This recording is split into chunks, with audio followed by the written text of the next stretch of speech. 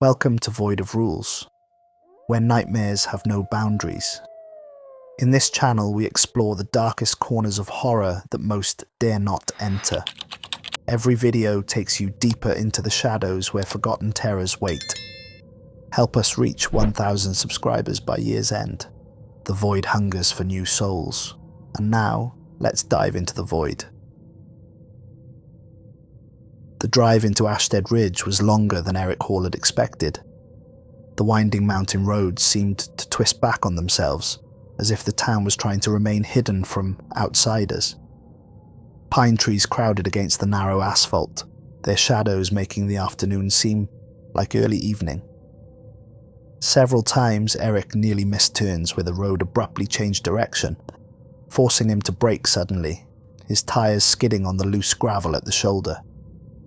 He'd left Chicago 3 days ago, driving across the country in his old Honda Civic, all his belongings crammed in the trunk and back seat. At 23, Eric wasn't ready to spend his life staring at spreadsheets in a corporate office that had slowly been suffocating him. The cubicle walls had been closing in, day by day, until he could barely breathe. Becoming a firefighter had been his childhood dream, one he'd nearly forgotten until he saw the job posting for Ashstead Ridge's station, 117.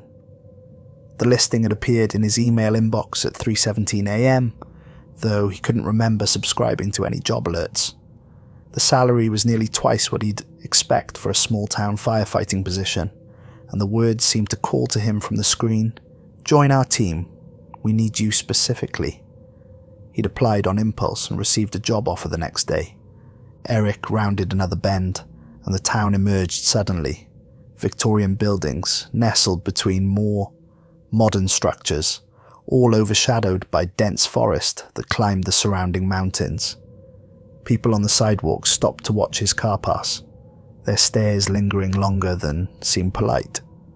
An elderly man actually pointed at him, whispering something to his companion that made her gasp and cross herself. The main street was cobblestone, forcing Eric to slow down as he passed the town square with its ancient gazebo. Shops lined both sides. A hardware store with axes displayed in the window, a bakery with steam fogging the glass, a bookstore with dusty volumes stacked haphazardly. Everything looked quaint but slightly wrong, as if the entire town were a movie set designed by someone who'd only heard about small American towns but never visited one. Station 117 stood at the north end of Main Street, an imposing brick building with a tower rising from one corner. The structure looked more like a fortress than a fire station, with narrow windows and heavy wooden doors reinforced with iron. The garage doors were modern additions that looked out of place against the 19th century architecture. Carved into the stone above the main entrance was a symbol, a spiral flame surrounded by 7 stars. Eric parked his old Honda beside several other vehicles and grabbed his duffel bag from the trunk. His footsteps echoed in the strange afternoon quiet as he approached the station's side entrance.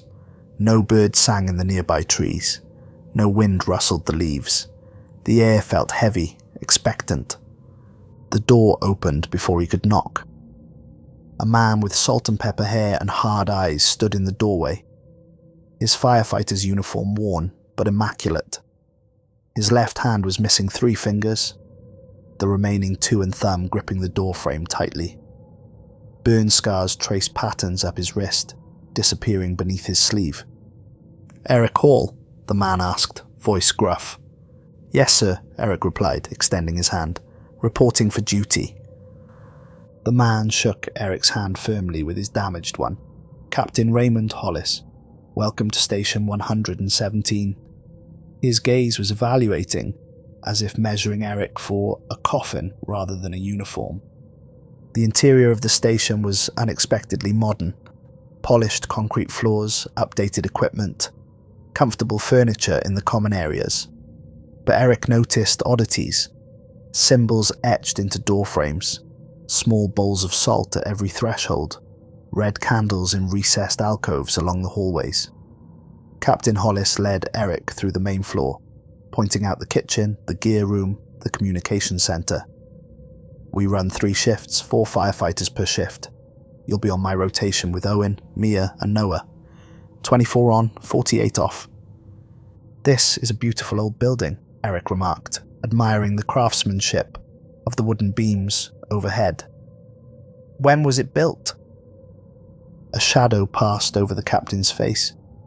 The original structure was 1847, rebuilt in 1853 after the Great Fire, renovated in 1926, 1999, and 2017. He offered no further explanation. "This is the crew on duty today," Captain Hollis said, gesturing towards 3 people seated in the common area. "Mia, Owen, Noah, this is Eric Hall, our new recruit." Mia stood first, a woman with short black hair and alert brown eyes. She was petite but moved with athletic confidence. A jagged scar ran along her jawline, disappearing beneath her collar. "Welcome aboard," she said with a small smile that didn't quite reach her eyes. "Glad to have another set of hands." Owen, a massive man with a shaved head and a beard that reached his chest, merely nodded without speaking. His eyes were deep-set and weary, as if he'd seen too much. A tattoo of the same spiral flame symbol from the building's exterior marked the back of his right hand. Noah was closer to Eric's age, with nervous energy and constantly moving hands. "Hey man, first day, huh? You'll get used to it." He didn't sound convinced. His left earlobe was missing, the scar tissue suggesting it had been torn rather than cut. Eric noticed that all 3 wore identical pendants, small brass keys on leather cords around their necks. "Let's continue the tour," Captain Hollis said, heading toward a door at the back of the common area. As they walked, Eric noticed a large bell hanging in the garage. Antique brass, green with age, suspended from heavy chains above the fire engines. Intricate symbols were carved into its surface, similar to the spiral pattern above the station's entrance, but more complex. "Is that original to the building?" he asked. The captain's stride faltered. "Don't touch it," he said without turning around. "Ever." The temperature seemed to drop several degrees at his words. They passed a hallway leading downward, blocked by a heavy door with multiple locks, modern electronic keypads alongside ancient-looking iron mechanisms. Symbols were carved into the doorframe, and the wood itself was stained dark with what looked disturbingly like blood. "Basement?" Eric asked. "Off limits," Captain Hollis replied curtly. "And if you hear anything coming from down there at night, ignore it." Eric wanted to ask more questions, but something in the captain's tone warned against it. Instead, he followed silently up a narrow staircase to the 2nd floor, where several doors led off a central hallway. "Sleeping quarters," Captain Hollis explained. "You'll be here." He opened the door to a small room with a twin bed, desk, and closet. The walls were bare except for a small mirror and a hook that held a brass key similar to those worn by the others. "That's yours," the captain said, nodding toward the key. "Don't lose it." "What does it open?" Eric asked. "Nothing you'll need to access. It's just tradition." Captain Hollis seemed uncomfortable with the question. "The bathroom's at the end of the hall. Kitchen privileges are shared. We take turns cooking." As they left the room, they passed a wall covered with photographs, crew photos dating back decades. Some were faded sepia tones, others black and white, the most recent in colour. Eric paused, scanning the faces of firefighters from years past. "These go back to the 1800s, Eric remarked, impressed by the historical record. "Station 117 has a long history," the captain said, "longer than most know." There was something in his tone, pride mixed with sorrow. Eric studied the oldest photograph, dated 1851. 7 stern-faced men in primitive firefighting gear stood before a newly constructed station, 117. He was about to move on when something caught his eye, a face partially hidden in shadow at the back of the group. He leaned closer. "Something interesting?" Captain Hollis asked, watching him intently. No, just thought I recognized someone, Eric muttered, disturbed by the resemblance he'd glimpsed. But it was impossible. The photo was over 170 years old. Get settled, Captain Hollis said. Meet me in my office in 30 minutes. There's paperwork. Left alone, Eric unpacked his meagre belongings.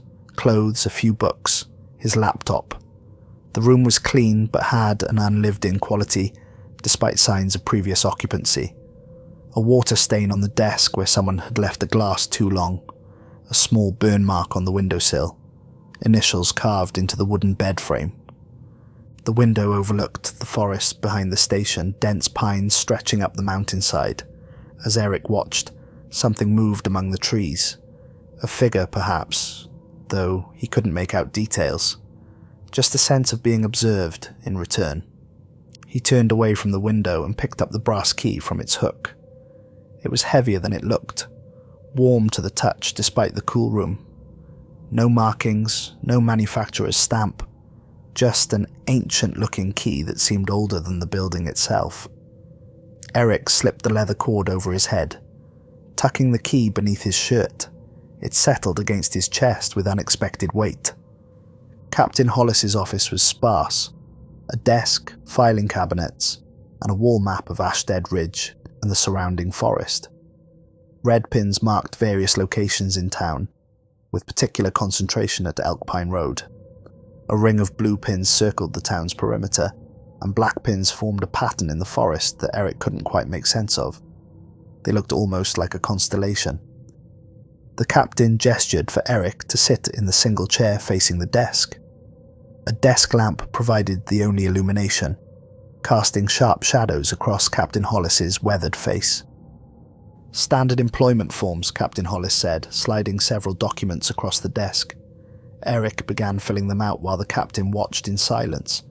The forms were typical: tax information, emergency contacts, medical history, but included unusual sections about religious beliefs, family history and firefighting, and innate resistance to extreme temperatures. When Eric finished, Captain Hollis gathered the papers and placed them in a folder. Then he unlocked his desk drawer with a key, identical to the one now hanging around Eric's neck. From the drawer, he removed a worn leather binder. The cover was cracked with age, the words behavioral protocols and hazard mitigation rules barely visible on the faded label. This, Captain Hollis said, placing the binder before Eric, is more important than anything else I will ever give you. Eric glanced at the binder, then back at the captain. Sir? Read it, memorize it, follow every rule exactly. Captain Hollis leaned forward, his voice dropping to a near whisper, or you won't survive your first fire. Eric almost laughed, but something in the captain's expression stopped him. The man wasn't joking. His eyes held fear, a profound dread that seemed out of place in someone with his obvious experience. Is this some kind of initiation thing? Hazing the new guy? No, Captain Hollis replied flatly. This town isn't like other places. Our fires aren't like other fires. He tapped the binder with his damaged hand. Read it tonight. Ask questions tomorrow. Eric opened the binder. The first page was typed, but subsequent pages showed different handwriting styles, as if multiple people had contributed over many years. Some pages were yellowed with age, others relatively new. Bloodstains marked several corners, and burn marks scarred the edges of others. The rules began without preamble. 1. Never enter house hash 313 on Elk Pine Road, even if it's on fire. Let it burn.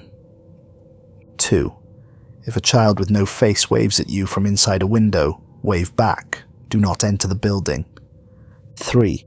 You'll hear screams from the station basement after midnight. Don't investigate. Don't ask. 4. If the fire truck's radio says your name, respond immediately with, "You've got the wrong frequency." Then turn it off for the rest of the night. 5. During a fire, if you see someone wearing a firefighter's uniform, but you don't know them, ask them what year it is. If they answer wrong, run. 6. Never touch the old fire bell hanging above the garage. It rings on its own when someone's going to die. 7. If the temperature gauge in any burning building reads below freezing, evacuate immediately. 8. When answering calls on Mondays, count how many people are in your truck before leaving and upon return. If the numbers don't match, tell no one, but place a white candle in the station's east window. 9. If you see a door that wasn't there before, don't open it. 10. Never accept gifts from survivors of house fires, especially if they insist. 11. If the shadows in a burning building move against the flames, retreat and call for backup. 12. Mirrors reflect what is, windows reflect what was, doorways show what will be. Trust only the floor beneath your feet. 13. Fire doesn't always burn hot. Ice burns too. Both are dangerous. 14. If you hear children singing in a burning building, but the structure has been confirmed empty, block your ears and retreat immediately. 15. Morning fires are usually normal. Sunset fires are suspicious. Midnight fires are never what they seem. 16. If the smoke forms words or symbols, don't read them aloud. 17. Trust your team. If they tell you to run, run. Questions come later. 18. Keep your key with you at all times. It won't open any doors, but it will close some. 19. Some fires are hungry. Don't feed them anything, especially not blood. 20. If you see yourself at a fire scene and you're certain it's not a reflection, return to the station immediately and report to the captain. The list continued for pages, each rule stranger than the last. Some seemed like practical safety protocols. Others described scenarios that couldn't possibly exist in the world, as Eric understood it. Eric looked up at Captain Hollis, who was watching him intently. "This can't be serious. 4 firefighters have died at this station in the past decade," Captain Hollis replied. "None died from burns or smoke inhalation." He stood. "Dinner's at 6. Your shift officially starts at 8. After the captain left, Eric continued reading the bizarre rules, shaking his head in disbelief. This had to be an elaborate prank. Perhaps there was a hidden camera somewhere recording his reaction. But the rules were so specific, so odd. If you smell lavender during a structural fire, check for gaps in the floor. What's below isn't always foundation. The water tower on Prospector Hill must be monitored during full moons. If the water appears red, initiate protocol 37B and contact captain immediately. When searching a burning building, always announce yourself. If something answers by name but isn't your teammate, do not acknowledge it further. Eric closed the binder, disturbed despite his skepticism. He wandered into the kitchen where he found Mia preparing dinner. A large pot of stew simmering on the stove. The savoury aroma of beef and herbs filled the space. "So," he said casually, leaning against the counter, "the rules? Big joke, right?" Mia stopped stirring and turned to face him. "Owen and I pulled 3 bodies out of the Henderson place last year," she said quietly. "The fire never reached the room they were in. Their skin was ice cold. Rule 7. She turned back to the stew. "2 months ago, Jackson and Rivera broke Rule 4. We found their gear, but not them." Eric watched her stir the pot, her shoulders tense. "You're telling me all this is real? Faceless children? Duplicate firefighters? Impossible." "Nothing's impossible in Ashstead Ridge," Mia replied, "especially at night." She added salt to the stew, tasted it, then seemed to come to a decision. "Look, I know how this sounds. I didn't believe it either when I first got here. Thought the veterans were hazing me, or were part of some weird small-town superstition club." "What changed your mind?" Eric asked. "My 3rd call, house on Maple Street. Standard kitchen fire, nothing special. I was checking the upstairs bedrooms when I saw a little girl waving at me from inside a closet. No face, just smooth skin where her features should have been." Mia's voice remained steady, but her hand trembled slightly as she reached for another spice. I hadn't read all the rules yet. I tried to rescue her. What happened? She opened where her mouth should have been. The darkness inside wasn't empty. Mia absently touched the scar along her jawline. Captain pulled me out before it could finish whatever it was doing. I followed the rules to the letter ever since. Dinner was largely silent, with occasional shop talk about equipment and procedures. Normal firefighter conversation that made the rules seem even more absurd by contrast.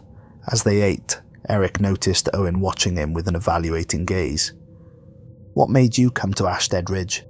Owen finally asked, his deep voice surprising after hours of silence. Eric shrugged. "Wanted a change, saw the job posting online. The pay was good." "The pay's good because no one wants to work here," Noah muttered, earning a sharp look from Captain Hollis. "We serve an important function in this community," the captain said firmly. "More important than most realize." After dinner, Eric returned to his room to finish reading the rules. The station felt different at night. Creaks and groans that went beyond normal settling. Shadows that seemed to linger even after he turned on additional lights. He could have sworn he heard whispers coming from the walls themselves, though they fell silent whenever he tried to listen more carefully. Some rules were straightforward safety protocols. Others seemed designed for a different reality than the one Eric knew. By midnight, he had read the entire binder twice, and was no closer to understanding whether this was an elaborate hoax or something more sinister. As the station clock struck 12, he heard it. A faint cry from somewhere below, quickly escalating to a wail of pure anguish. Eric sat up in bed, heart racing. The sound continued, rising and falling in pitch, sometimes forming words he couldn't quite make out. Was that a child's voice begging for help? An old woman cursing, several voices layered together. Rule 3. You'll hear screams from the station basement after midnight. Don't investigate. Don't ask. Eric lay back down and pulled his pillow over his head, but it didn't block the sounds completely. The screams continued for hours, sometimes so close they seemed to be coming from just outside his door, other times distant as if from the bottom of a well. Just before dawn, they stopped abruptly, leaving a silence that felt heavy with expectation. He didn't sleep at all. The alarm jolted Eric from a restless doze at 3:17 a.m. He fumbled for the light switch, then quickly dressed and hurried downstairs, where the others were already gathering their gear. "Structure fire at the old Thornhill place," Captain Hollis announced, his voice calm despite the urgency. "Full response." Eric noticed an almost ritualistic quality to how the others prepared, checking specific pieces of equipment multiple times, touching their badges in a particular sequence, murmuring what sounded like personal mantras. Noah made a small symbol in the air before stepping into his boots. Owen traced the spiral tattoo on his hand 3 times before putting on his gloves. Mia touched her key pendant to her lips, then to her forehead. "What are you all doing?" Eric whispered to Mia as they prepared. "Protection rituals," she replied quietly as they climbed aboard the engine. "First rule they don't write down, make your peace before every call." The fire engine's siren wailed as they sped through the sleeping town. Eric watched through the window as they passed darkened houses where curtains twitched, revealing faces watching their progress. No one came outside, no one waved or showed concern. The townspeople simply watched from behind glass as if observing actors in a play they'd seen many times before. The Thornhill mansion sat on the eastern edge of town, a Victorian monstrosity that had clearly been grand once but now sagged with neglect. As they approached, Eric saw that the windows were illuminated, not with the orange glow of normal fire, but with an eerie blue light that pulsed like a heartbeat. "What's burning blue?" he asked. "Nothing natural," Owen replied from beside him. Eric studied the structure as they pulled up. The mansion was 3 stories of Gothic excess. Turrets, balconies, ornate trim. and dozens of windows like staring eyes. The property was surrounded by a wrought iron fence topped with spikes, the gate hanging open on broken hinges. The fire was concentrated in the east wing, blue flames licking up the walls and across the roof. The smoke billowed in strange patterns, swirls and spirals that seemed deliberate, almost like writing. As Eric watched, the smoke briefly formed what looked like a face before dispersing in the night breeze. "Hall, Chen, take the first floor," Captain Hollis ordered, his damaged hand gripping Eric's shoulder with surprising strength. "Owen, Noah, check the second floor for occupants. I'll coordinate from here." His eyes locked with Eric's. "Follow the rules. Stay with your partner. Channel 3 only. No exceptions." Eric and Mia approached the front door, which swung open at their approach, though neither had touched it. The interior was surprisingly cold, despite the flames visible through doorways and along the ceiling. Their flashlights cut through smoke that moved against the airflow, curling around their beams like curious fingers. "Stay close," Mia warned, her voice muffled by her breathing apparatus. "This place has a bad history." They moved through a grand foyer where a chandelier hung at a precarious angle, several crystals missing. A sweeping staircase led to the upper floors, the banister elaborately carved with figures that seemed to writhe in the flickering light. "What's this place's history?" Eric asked as they checked the first room. A formal parlour with furniture draped in dusty sheets like ghosts in the dim light. "Built by the Thornhill family in the 1870s, Mia replied, sweeping her light across antique furniture. "Old mining money. The patriarch Maxwell Thornhill was rumoured to be part of the town's founding cult, the Covenant of Eternal Flame." "What cult?" Eric asked, alarmed. "Town secret. They supposedly worshipped fire entities or something. Most people think it's just a legend." Mia's tone suggested she wasn't among the skeptics. The Thornhills died out in the 1960s. House has been abandoned since, though kids sometimes break in on dares. They checked room after room, finding no occupants. The flames retreated before their hoses, only to reappear behind them, as if playing a game. In the kitchen, Eric noticed that the temperature gauge on his equipment was dropping rapidly despite the visible fire. "Mia, look," he said, pointing to the gauge. "It's below freezing in here." "Rule 7, she said tensely. "We need to evacuate."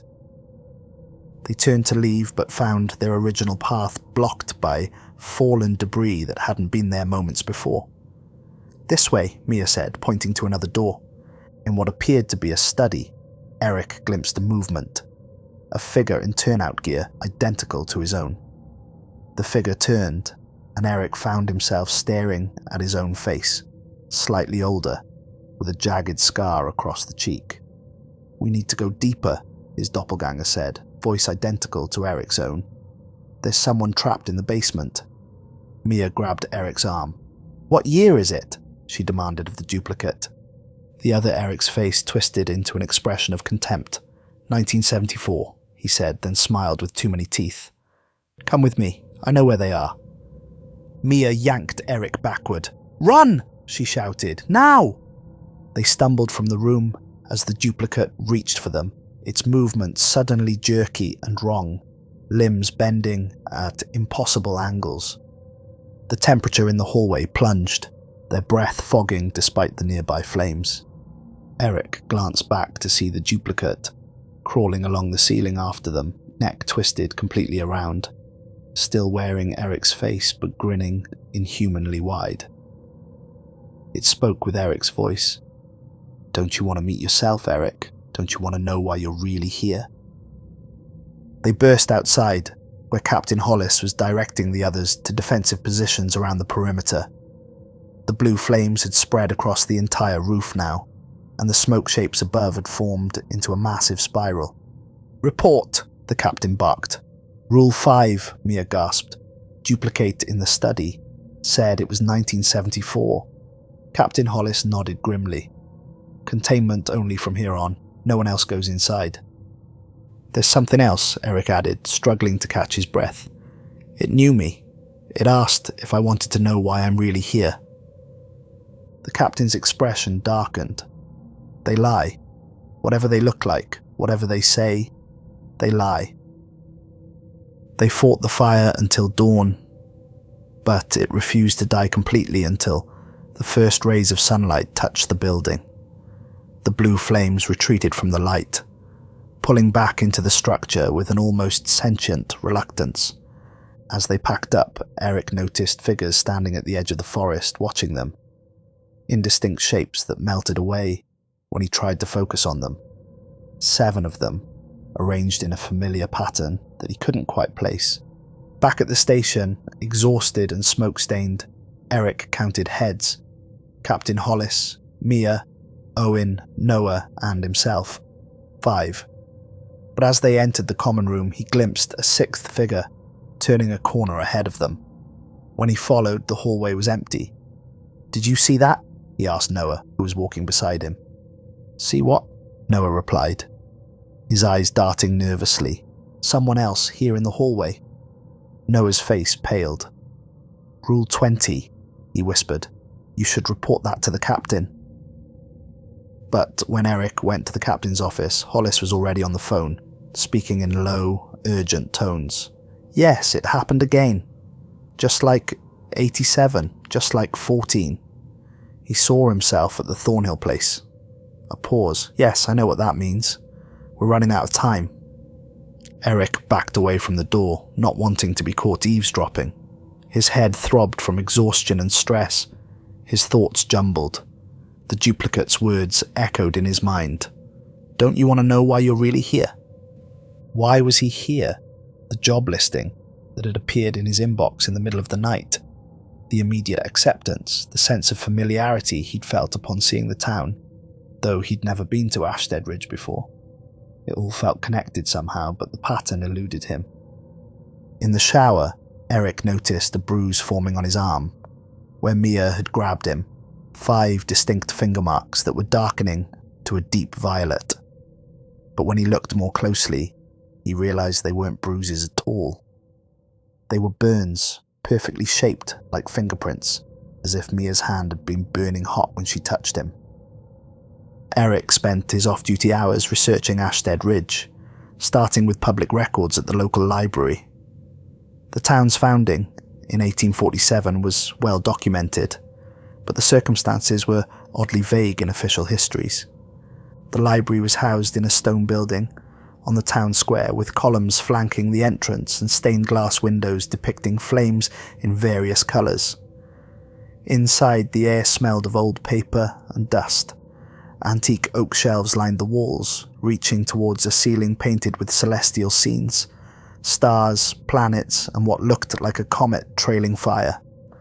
The librarian, an elderly woman named Mrs. Phelps, watched him with interest as he pored over old newspapers and town meeting minutes.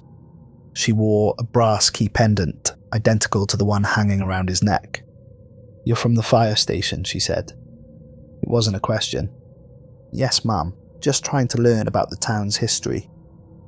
She glanced around the nearly empty library, then leaned closer. "You want the real history, not what's in these sanitized records. Try the Historical Society. Ask for the Lawrence Journals." "Lawrence Journals?" "Jeremiah Lawrence, town founder." She patted her key pendant unconsciously. He knew the truth. The Historical Society occupied a small Victorian house near the town square. The building was meticulously maintained, its gingerbread trim painted in historically accurate colours, its garden filled with plants native to the region. The door creaked as Eric entered, triggering a small bell. The curator, a middle-aged man named Douglas Wilson, became guarded when Eric mentioned the Lawrence Journals. He was tall and thin, with wire-rimmed glasses and a carefully trimmed beard. His tweed jacket had leather patches at the elbows, completing the stereotypical academic look. "Those aren't publicly accessible," Wilson said. "Family records." Mrs. Phelps at the library suggested them specifically. Eric persisted. "I'm researching the history of Station 117. Wilson studied Eric for a long moment. "You're the new firefighter," Again, not a question. He reached up unconsciously to touch his own key pendant. "Follow me." In a back room lined with climate-controlled cabinets, Wilson unlocked a drawer and removed a small leather-bound book. The cover was cracked with age, the pages yellowed and brittle. Jeremiah Lawrence was one of the town founders, Wilson explained. His private journals were donated by his descendants with the stipulation that they remain restricted. "I'll give you 30 minutes with this volume. It cannot leave this room." The journal detailed the founding of Ashstead Ridge by a group calling themselves the Covenant of Eternal Flame, not religious settlers as the official history claimed, but a cult dedicated to entities they believed existed within fire itself. "We have found the convergence point," Lawrence wrote in an elegant, slanting hand. "The veil between worlds is thinnest here, where the Ancient Ones can reach through flame to touch our reality. We have made the pact. We will contain them, worship them, protect the door. In return, they grant us their gifts." Subsequent entries described rituals involving fire and the establishment of a fire brigade whose true purpose was to contain manifestations of these entities when they grew too powerful. July 17th, 1849. Another incursion last night. The entity appeared as James Collins but spoke with many voices. We contained it in the usual manner, though Peterson was badly burned. The symbols held, but for how much longer? The barrier weakens with each manifestation. December 3rd, 1850. The clock tower burns blue every midnight now. We take turns watching. If the flames reach the bell, the door will open fully. We cannot allow this. February 9th, 1851. We have reinforced the basement chamber. The eternal flame burns there now, contained but never extinguished. It feeds on our attention, a small price to pay for protection. The journal ended abruptly in mid-sentence after an entry describing a massive fire that destroyed half the settlement in 1852. Lawrence had written, "They are coming through in greater numbers. The door is weakening. We must rebuild the station with stronger..." Eric looked up at Wilson, who had been watching him read. "What happened to Lawrence?" "Officially, died in the Great Fire of 1852. Unofficially," Wilson shrugged, "his body was never found. Some say he made a final pact with the fire entities. Others believe he's still alive, in some form." "And the Covenant? Do they still exist?" Wilson smiled thinly. "This is a small town, Mr. Hall. Everyone has secrets, but few keep them successfully." He tapped his own key pendant meaningfully. The Covenant evolved, adapted, found new purpose. "As the fire department," Eric said, understanding dawning. "I've said more than I should." Wilson held out his hand for the journal. "Your 30 minutes are up." When Eric returned to station 117, he went to the wall of photographs, studying them with new awareness. The earliest photo, dated 1851, showed 7 stern-faced men in primitive firefighting gear. In the back row, nearly hidden in shadow, stood a figure that made Eric's blood run cold. A man who could have been his twin, with the same strong jaw and deep-set eyes. "What are you looking at?" Mia's voice startled him. "These old photos," Eric replied, pointing to the figure. "That man looks exactly like me." Mia stared at the photo, then at Eric. "That happens sometimes," she said carefully. "The station has a way of calling to people who belong here." "What does that mean?" "How could I belong in a place I'd never been before last week?" Mia hesitated. "My brother worked here before me," she finally said. "Thomas Chen. He broke Rule 5 2 years ago, followed a duplicate of our captain into a burning warehouse." Her voice cracked slightly. "We never found him. I took the job to find out what happened." "And did you?" Eric asked gently. "Not yet. But I've learned enough to know the rules aren't arbitrary. They're learned responses, things that have happened before. Lessons written in blood." Over the next week, Eric pieced together more of the station's history through conversations with Mia, careful questions to Captain Hollis, and his own observations. The basement that generated screams each night contained what the original cult members had called a gateway, a perpetual flame that couldn't be extinguished, only contained. The firefighters weren't just protecting the town from normal fires, they were preventing these entities from fully manifesting in our world. The Red Man, mentioned in several historical accounts and in rule addenda, was believed to be the original fire chief who had made the initial pact with the entities. He appeared at major fires throughout the town's history, always watching, never interfering. Some believed he was Jeremiah Lawrence himself, transformed by his covenant with the flame. Most disturbing was what Eric found in the restricted personnel files he accessed while Captain Hollis was out on an equipment run. Locked in a filing cabinet in the captain's office were dozens of folders, each bearing a familiar name, Eric Hall. Each file contained different details, different birth dates, hometowns, family backgrounds, but all showed the same face, Eric's face, across different decades. The earliest was from 1878, a sepia-toned photograph of a firefighter identified as Edward Hall, who looked identical to Eric, down to a small scar above his right eyebrow. The most recent, a firefighter named Michael Reeves, who had worked at Station 117 in the 1990s, had disappeared during a warehouse fire on the edge of town. The incident report noted that Reeves had followed what appeared to be his own duplicate into the flames after it claimed to be from 2024. The report included a photo that could have been Eric's twin. Most disturbing was a note paper-clipped to Reeves's file, handwritten in Captain Hollis's distinctive script, cycle accelerating. Previous incarnation lasted only 26 years, instead of expected 73. Next manifestation predicted 2024 to 2025. New protocols required. Eric sat in the captain's office, files spread around him, struggling to make sense of what he was seeing. His hands trembled as he gathered the papers, carefully returning them to their folders. He wasn't just similar to these men.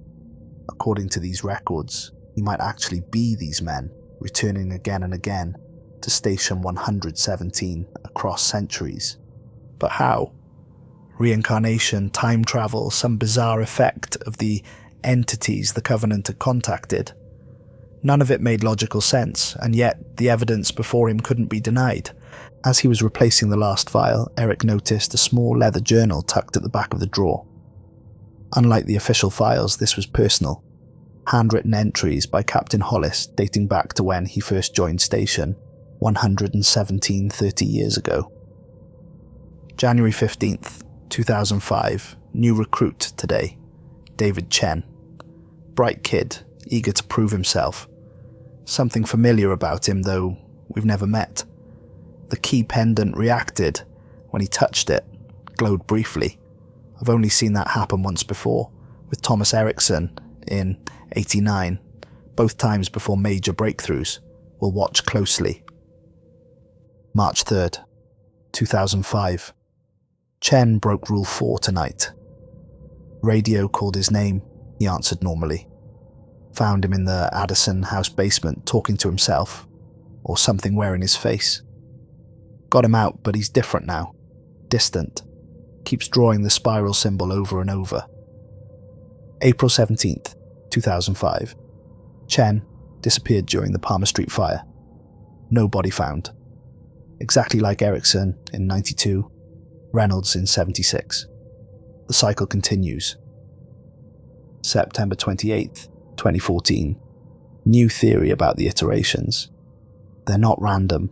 They're coming more frequently as the barrier weakens. Lawrence's original calculation of 73 years no longer holds. We've had 3 in my lifetime already. The next one should appear in approximately 2022 to 2025, if the pattern holds. June 9th, 2022, the bell rang on its own tonight. No fire call, no death in town that we know of. It's never done that before. I think it's warning us. The next iteration is coming soon, and something is different this time. Eric closed the journal, his mind racing. He wasn't just a firefighter who happened to resemble previous Station 117 employees. He was part of something larger, something cyclical, something tied to whatever was contained in the basement. He needed to know more. That night after dinner, Eric approached Noah, who seemed the most likely to talk freely. They sat on the station's back porch, watching the sun set behind the mountains. "What do you know about the basement?" Eric asked casually. Noah nearly choked on his coffee. "We don't talk about that," he whispered, glancing around nervously, though they were alone. "I've heard the screams," Eric pressed. "Every night. What's down there?" Noah's hands trembled slightly as he set down his mug. "The eternal flame," he finally said. "The one the Covenant lit in 1847. It's never gone out." "But why does it scream?" "Because it's not just fire," Noah replied, his voice dropping even lower. "It's a doorway. And what's on the other side wants to come through. The entities Lawrence wrote about." Noah's eyes widened. "You've been reading the journals. Captain won't like that." "I need to understand what's happening here," Eric insisted. "I need to know why I look exactly like firefighters who've worked here for over a century." Noah was silent for a long moment, then sighed. "The original 7, the founders of the Covenant, they made a deal. The entities wanted access to our world. The 7 wanted protection for the town they were building. So they created a compromise, a controlled gateway in the station basement. The entities could maintain a small presence here, but nothing more. And the fire department's real purpose is to keep them contained," Eric finished. "Yeah, but the thing is, deals with things that aren't human. They have costs. The 7 each paid differently. Lawrence gave his time. He exists across it now, appearing when the barrier is weakest. Others gave their bloodlines, their sanity, their futures. And one gave his soul," Eric guessed, "split across time, returning over and over to maintain the barrier." Noah nodded. "That's what the captain believes, that you're the 7th founder, reborn whenever the barrier weakens dangerously. You come back, reinforce it somehow, and then what? You disappear or die. The records aren't clear, but none of your previous selves lived long after major incursion events." The implication hung heavy in the night air. Eric wasn't just here to fight fires, he was here to die, to sacrifice himself as he apparently had many times before. "You should talk to Owen," Noah suggested. "His family's been with the station since the beginning. He knows more about the original Covenant than anyone, except maybe the captain." Owen was more difficult to approach. The big man rarely spoke and seemed to deliberately avoid being alone with Eric. But late one night, after a routine call to extinguish a mundane kitchen fire, Eric found Owen in the garage, meticulously cleaning equipment. "Noah says your family has been with the station since the beginning," Eric said without preamble. Owen continued working, his massive hands surprisingly gentle with the delicate gauges. "Yep. He says you know about the original Covenant." "Some." "I need to understand what's happening to me," Eric pressed. "Why I look like those other firefighters. What my purpose is here." Owen finally looked up, his deep-set eyes evaluating Eric. "You really don't remember anything?" "Remember what? I've never been here before." Owen set down his tools and rolled up his sleeve, revealing that the spiral tattoo on his hand continued up his arm, an intricate pattern of flames and symbols. "My great-great-grandfather was Robert Owen, one of the 7. He gave his bloodline to the Covenant. Each firstborn son serves at Station 117, maintaining the symbols, strengthening the barrier." He pulled his sleeve back down. "Your predecessor, the original 7th founder, he gave something different, not his bloodline, but his very essence. When the barrier weakens dangerously, you return. Different name, different background, but the same soul." "That's impossible," Eric protested. though with less conviction than he would have had a week ago. "You've seen your face in those old photographs," Owen replied. "You've encountered your duplicate at the Thornhill place. Deep down, you know it's true." He picked up his tools again. "The real question isn't whether it's happening, but why the cycle is accelerating. It used to be every 7 decades, then every few decades. Now it's been just years between iterations. What does that mean? It means the barrier is failing faster than ever before, and whatever's on the other side is getting stronger." The next day, Eric sought out Mia during their break. They walked to a small park near the station, sitting on a bench beneath ancient oak trees. The autumn air was crisp, leaves crunching beneath their boots. "Your brother," Eric began carefully. "The one who disappeared. He followed a duplicate of the captain." Mia nodded, pain flashing across her features. Thomas was smart, he knew the rules, but the duplicate, it said things only the real captain could know. Personal things. She twisted her key pendant between her fingers. "By the time I joined, all the records of the incident had been sealed. Captain wouldn't talk about it." "What if..." Eric hesitated, then pressed on. "What if your brother wasn't just another firefighter? What if he was like me, a returning soul meant to reinforce the barrier?" Mia stared at him. "What are you talking about?" Eric explained what he'd discovered. The files, the journal, his conversations with Noah and Owen. With each word, Mia's expression shifted from skepticism to horrified recognition. "The key," she whispered, touching her pendant. "Thomas said his glowed when he first touched it. I thought he was making it up, but..." "Mine felt warm," Eric admitted, "and heavy, like it was more substantial than it should be." "There were photos," Mia said slowly. "Old ones, in my grandmother's attic. Men who looked like Thomas from different eras. We thought they were distant relatives." Her eyes widened.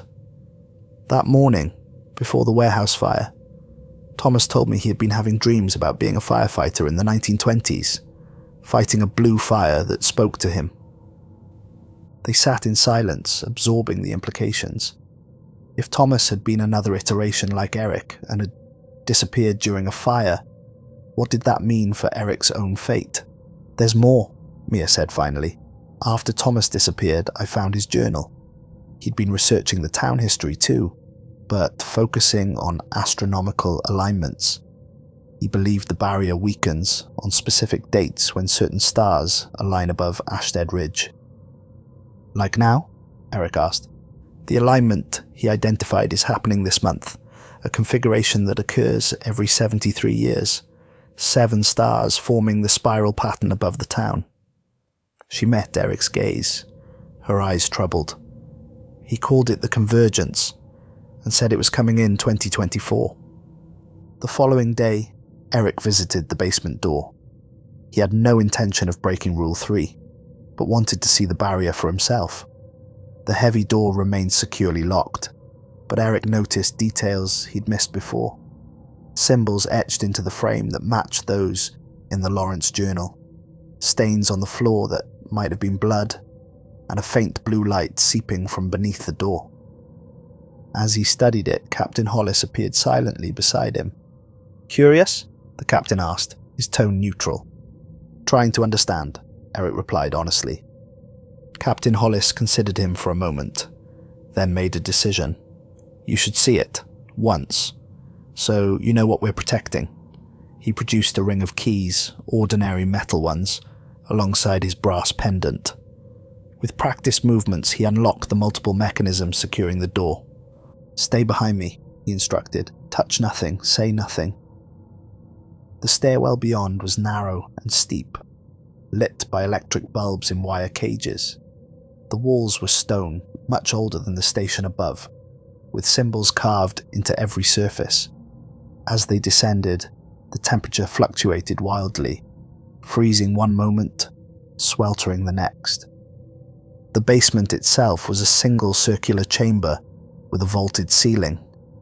In the center burned a fire unlike any Eric had seen. Blue and purple flames that moved with deliberate, almost sentient patterns. It hovered above a stone pedestal, carved with hundreds of symbols, contained within a circle of what looked like salt mixed with iron filings and other substances Eric couldn't identify. "The eternal flame," Captain Hollis said quietly, "the doorway between worlds." As Eric watched, the flames twisted to face him, though they had no visible features. He felt a pressure in his mind, as if something were pressing against his thoughts, seeking entry. "It knows you," the captain observed. "It always does." "What is it?" Eric whispered. "We don't have a name for them. The Covenant called them the Ancient Ones, or sometimes the Watchers Beyond. They exist primarily as energy, heat, light, fire, but can manifest physically under certain conditions. Like the duplicate at the Thornhill place? Yes, those are lesser manifestations, fragments that slip through when the barrier thins. But if the main doorway were to open fully..." The captain shook his head. "They would consume everything. Not just physically, they feed on consciousness, on possibility, on potential futures." The flame pulsed, growing briefly brighter, and Eric heard whispers in his mind. Promises of knowledge, of power, of understanding beyond human limitations. Captain Hollis gripped his arm, anchoring him in reality. "Don't listen," he warned. "It offers what it cannot give, and takes what cannot be returned." As they watched, the flame formed a distinct shape. A human figure wreathed in fire, reaching toward them. Its features were indistinct, but Eric had the unsettling impression it was smiling. "Time to go," Captain Hollis said firmly, pulling Eric toward the stairs. "It gets stronger when given attention." Back upstairs, the captain secured the door with methodical care, checking each lock twice. "The convergence is coming," he said without looking at Eric. "The alignment that weakens the barrier most significantly.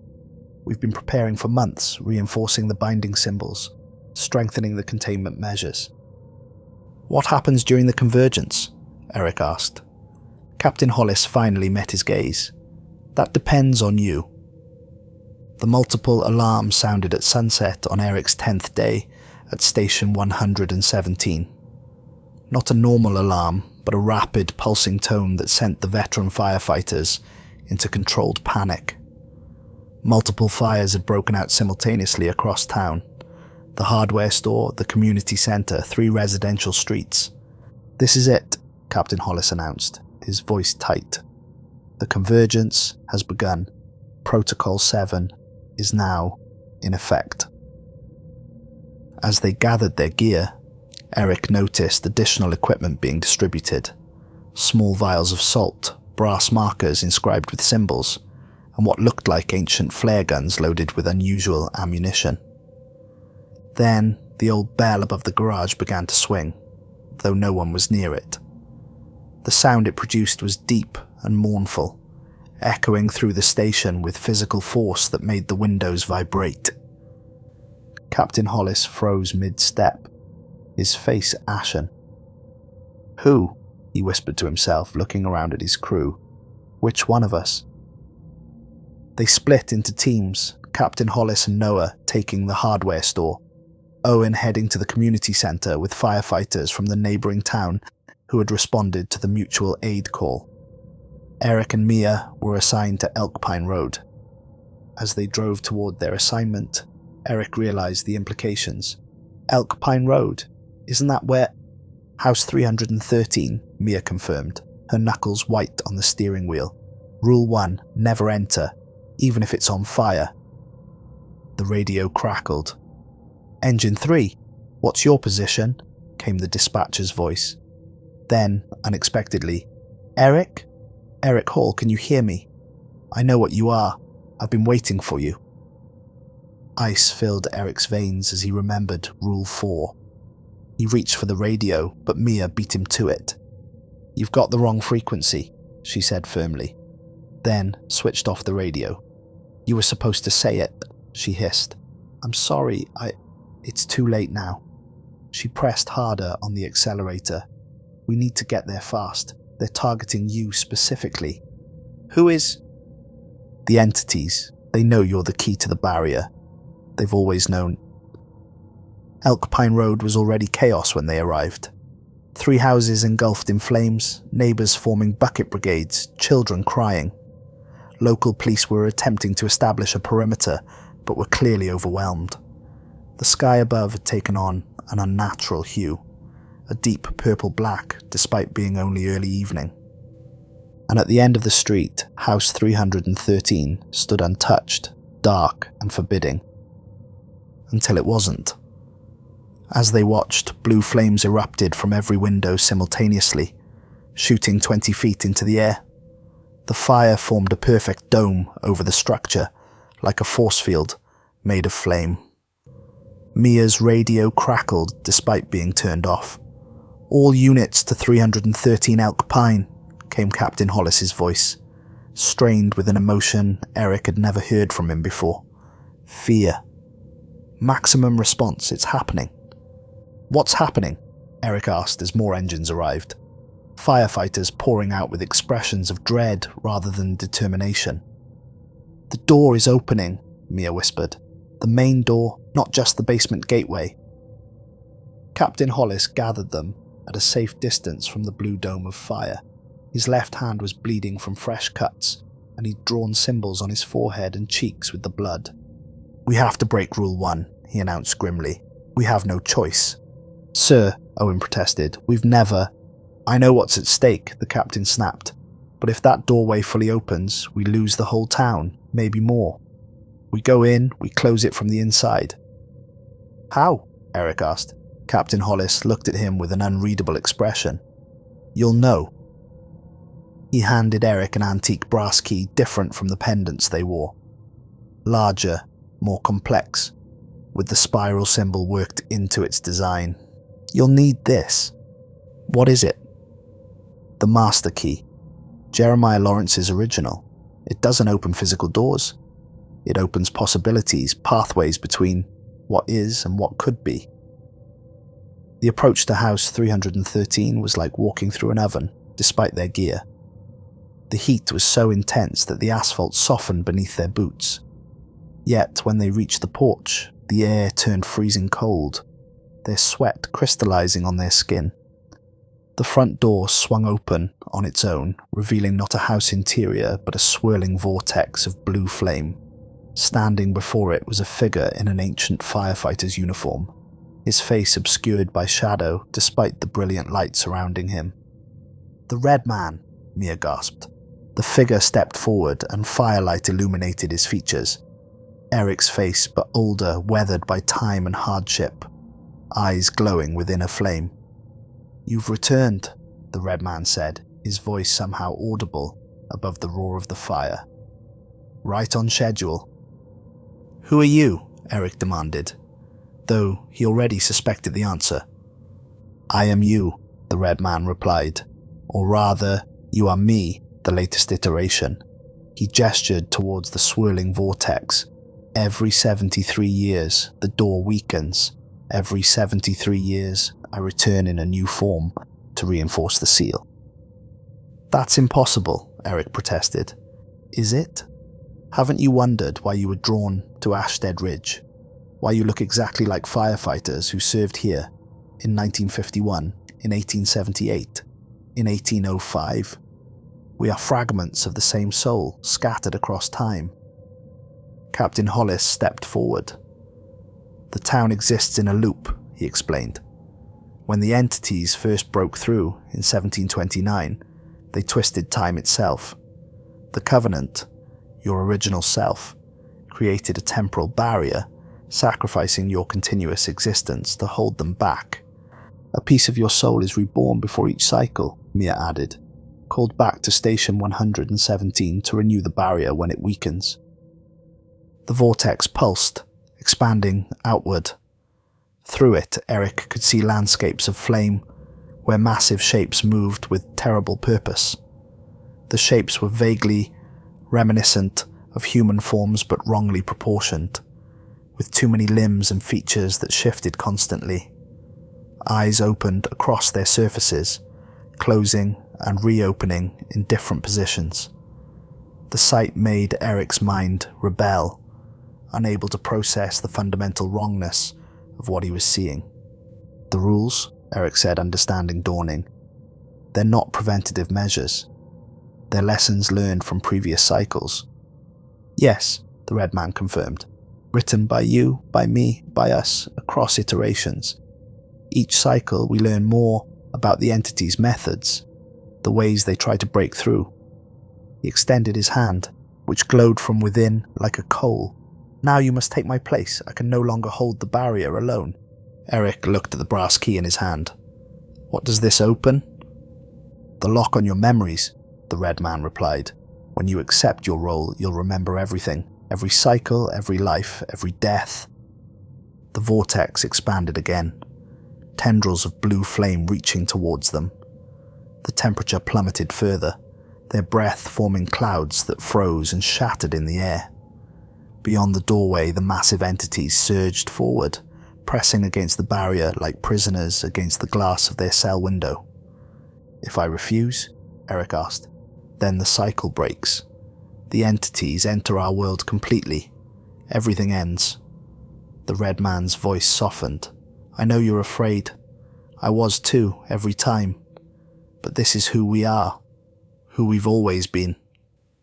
Eric looked at Captain Hollis, at Mia, at the other firefighters who had dedicated their lives to following rules they didn't fully understand, protecting a town that didn't know the danger it faced. Will they remember me? Eric asked. The Red Man's eyes softened. Some will feel your absence, few will understand it. He gestured towards the others. They are anchors, constants across cycles. Different names, different faces, but the same roles. The gruff captain, the loyal friend, the silent protector. They help you remember your purpose each time. What about Thomas Chen? Eric asked, glancing at Mia. Was he like me? No, the Red Man replied. He was like them, an anchor, a guardian. But he discovered too much, too quickly, tried to interrupt the cycle. A shadow passed over his fiery features. He's beyond our reach now. Eric turned the key over in his hand. It was warm, almost hot, and seemed to pulse in time with his heartbeat. And this will unlock all my memories from every cycle. Yes, the pain and the purpose, the losses and the lessons. Why can't I remember already? Why the secrecy, the rules, the gradual discovery? Because what you'll remember includes terrible knowledge, the Red Man said quietly. If you knew everything from the beginning, you might run. Or worse, you might try to break the cycle prematurely. He gestured towards the vortex. This moment, this choice, it must be made freely, with at least partial understanding. From beyond the vortex came a sound, not physical but mental, a vast chorus of voices calling Eric's name. Not Eric, but other names, his names from other times. Edward, Eric, Edmund. All him, all fragments of the same splintered soul. Eric took a deep breath, then inserted the key into thin air before him. Impossibly, it caught on something, a lock invisible to the eye but present in reality itself. And when he turned it, the world around him seemed to click open. Memories flooded in, lifetimes as a firefighter in Ashstead Ridge, learning the rules through tragedy and loss, writing them down for his future selves. The original covenant he had made as Jeremiah Lawrence, the first sacrifice, the creation of the time loop that kept the entities contained.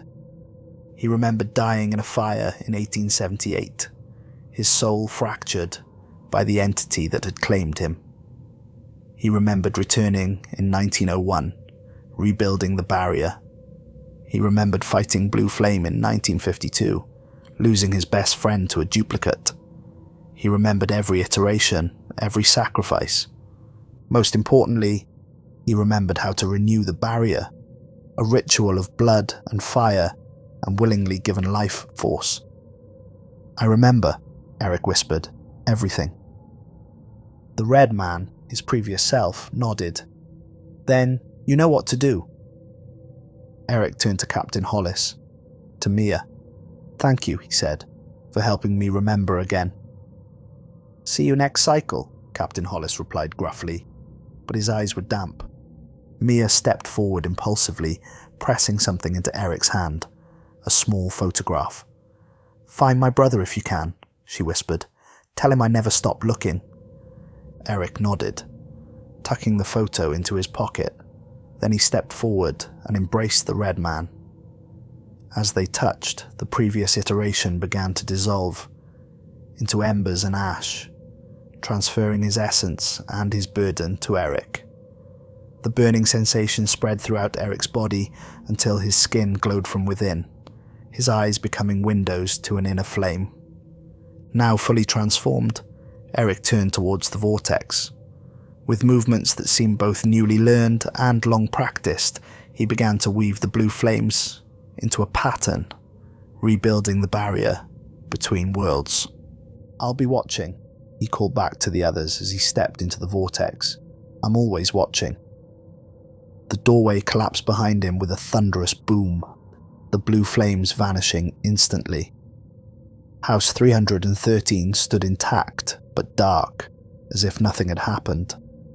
The fires across town extinguished simultaneously, leaving bewildered firefighters standing among smoking ruins. In the sky above, 7 stars briefly aligned in the spiral pattern before clouds obscured them. 3 months later, a pickup truck wound its way up the mountain road into Ashstead Ridge. Behind the wheel sat a young woman named Leanne Foster, newly graduated from the fire academy and eager to start her first job. The winding road seemed to resist her progress, switchbacks appearing where her GPS indicated straight passages.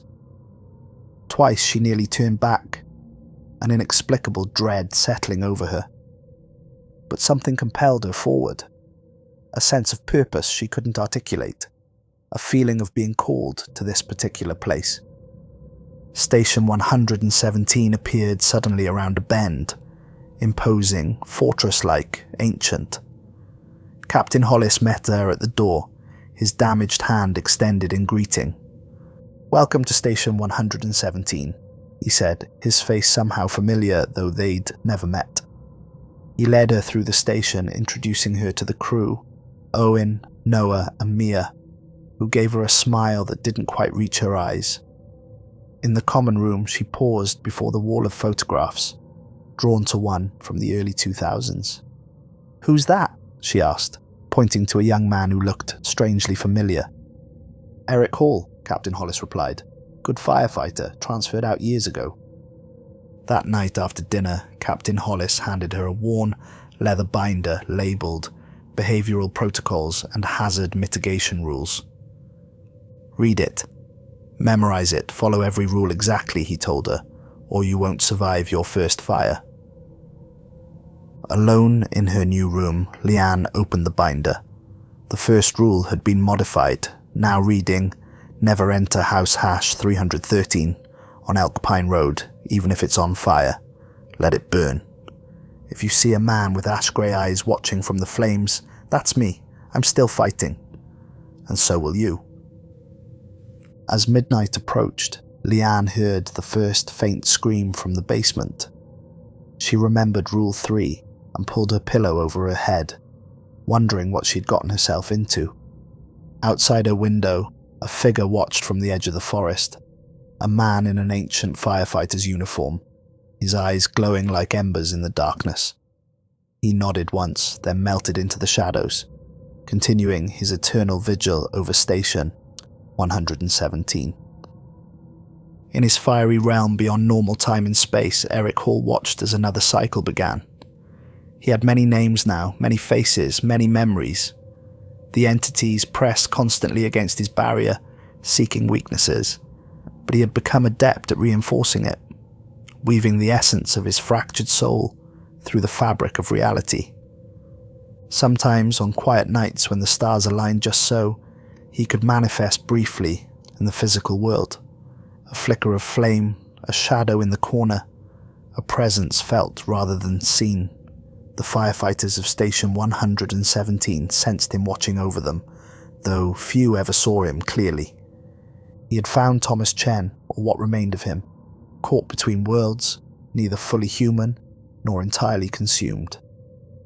Together they patrolled the boundaries, guarding the weakest points of the barrier, and somewhere, in a timeline not yet manifest, his next iteration was being born, another fragment of his soul preparing to return to Ashstead Ridge when the barrier weakened again. The cycle would continue, as it always had, as it always would, until the stars burned out and even the eternal flame finally faded to ash.